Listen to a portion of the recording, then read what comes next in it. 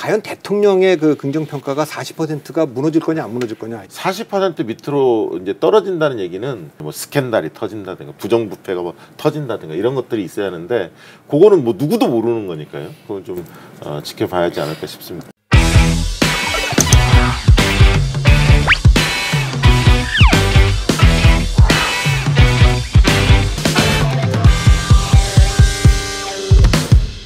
보통 이렇게 뒤집어지는 경우에는 가운데서 약간 뭐 그 오차범위 안에서 약간 그 긴장 관계가 좀 있다가 추세적으로 하락하는 게 계단식으로 내려오거든요. 근데 이게 훅 내려왔어요. 훅. 과연 대통령의 그 긍정평가가 40%가 무너질 거냐 안 무너질 거냐. 여기 이제 강력하게 어떤 일에 있어도 받쳐주는 콘크리트 지층이 있느냐. 요 문제가 하나가 있고. 그래서 저는 아까 이제 40% 콘크리트 저지선이 40%냐 이제 말씀 주셨는데 그게 또 일견 보면 그런 의미가 있어요. 대통령 지지율이 41% 득표를 받고 대통령이 당선이 됐기 때문에 그런 면은 있지만 저는 어떻게 보냐면 올해 말까지가 굉장히 중요한 시점이라고 저는 봐요. 왜냐하면 총선이 끝나고 한 6개월, 한 8개월 정도는 좀 봐줘야 하는 거 아니야? 어떻게 하는지를 거대 여당이 지금 탄생을 했으니까 공룡 여당이 탄생했는데 어떻게 하는 걸 좀 지켜보자. 근데 이제 단계에 너무 악재가 많다 보니까 출렁거린 거야.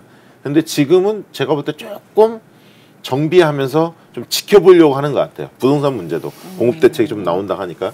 그래서 저는 향후에 몇 개월간의 집권 여당이 어떤 모습을 보여주냐에 따라서 또 지지도는 달라질 수는 있겠으나 40% 밑으로 이제 떨어진다는 얘기는 정책적 악재도 있지만 태도적 악재가 쌓여야 하거든요. 뭐 스캔들이 터진다든가 부정부패가 뭐 터진다든가 이런 것들이 있어야 하는데 그거는 뭐 누구도 모르는 거니까요. 그건 좀 지켜봐야 하지 않을까 싶습니다. 네, 그러니까 뭐 지금 연이은 악재로 잠시 출렁거리는 거고 이제는 오히려 좀 만만한 진정세로 들어갈 거다 이렇게 저는 보시는 거고. 그러니까 8월 4일 날 8월 4일이 7월 임시국회 마지막 본회의 때거든요.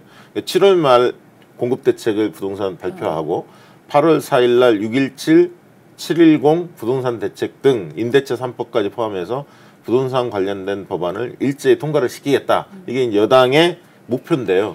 지금 의석수 보면 되겠죠. 여당 생각대로. 근데 그것이 과연 시장에서 국민들이 어떻게 반응할 거냐라는 것이 이제 주요 변수가 되지 않을까. 단기적으로. 그러면서 반등을 할 수도 있을 것이다. 반등할 수도 있죠. 근데 이거는 이제 부동산 이슈가 가장 결정적이에요. 그러니까 갤럽 조사를 보면 박원순 시장 이슈가 있었지만 그 전주나 그 피해자의 기자회견이 있은 주나 그 조사 차이가 별로 없어요.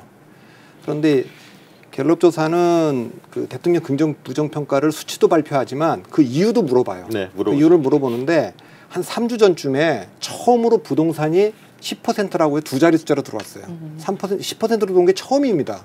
근데 그 다음 주를 봤더니 25%가 되면서 첫 번째 이유로 올라왔어요. 이 정부 들어와서 우리가 각종 정책에 대한 조사를 하면 초기에 가장 부정적인 것은 일자리 정책이었어요. 작년 말부터 이 역전돼요. 부동산 정책이 가장 부정적 평가가 높습니다. 그러니까 강력한 정책을 내걸면 그 정책 자체에는 호응을 해요. 그러니까 이거 좀 잡아주면 좋겠다. 근데 그 결과가 안 잡히거든요. 대책 이후에 더 뛰었다 그러면 이게 역풍이 불기 때문에 아까 이제 법안 통과시킨다 지금 뭐 공급지 대책도 내놓는다고 하지만 저 내놓는 게 한 번에 딱 못 잡고 또 이번에도 상승되면 완전히 신뢰가 무너지는 거죠. 왜냐하면 지금까지는 김현미 장관에 대해서 대통령이 신뢰를 하면서 교체하지 않았잖아요. 뭐 신호를 좀 보내달라고 얘기를 했는데 신호라는 게 뭐겠어요. 우리가 정책에 대해서 잘못했다라는 걸 인정하고 사과하고 책임을 묻는 거죠. 그러니까 그 책임을 묻는 건 장관을 교체하는 거죠. 그러니까 그걸 지금 안 하고 있기 때문에 그 안에서 안 하면서 잡을 수 있느냐.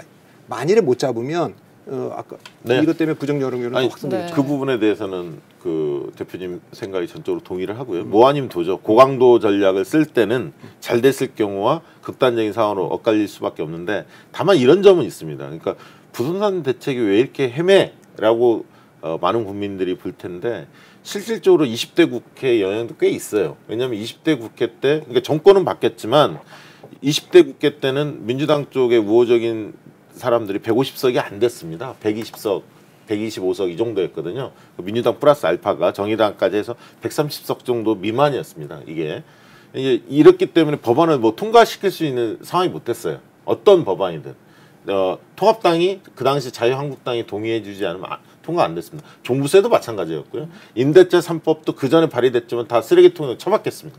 그러니까 이제 민주당 입장에서는 정권은 잡긴 잡았는데 의회 권력에서 다수파를 점유하지 못했어요. 다수파긴 했지만 150석을 넘지 못했다는 거예요. 근데 지금 이제 최초로 넘긴 겁니다. 21대 국회에서. 그 불과 2, 3개월밖에 안 됐어요. 이제 상임위 막 꾸려진 단계입니다. 그래서 이번에 입법화 8월 4일 날 그 본회의에서 통과되는 부분이 네. 굉장히 중요하다. 그전에는 할 듯 하다 실제로는 세법이 하나도 통과가 안 됐었습니다. 말만 무성했지.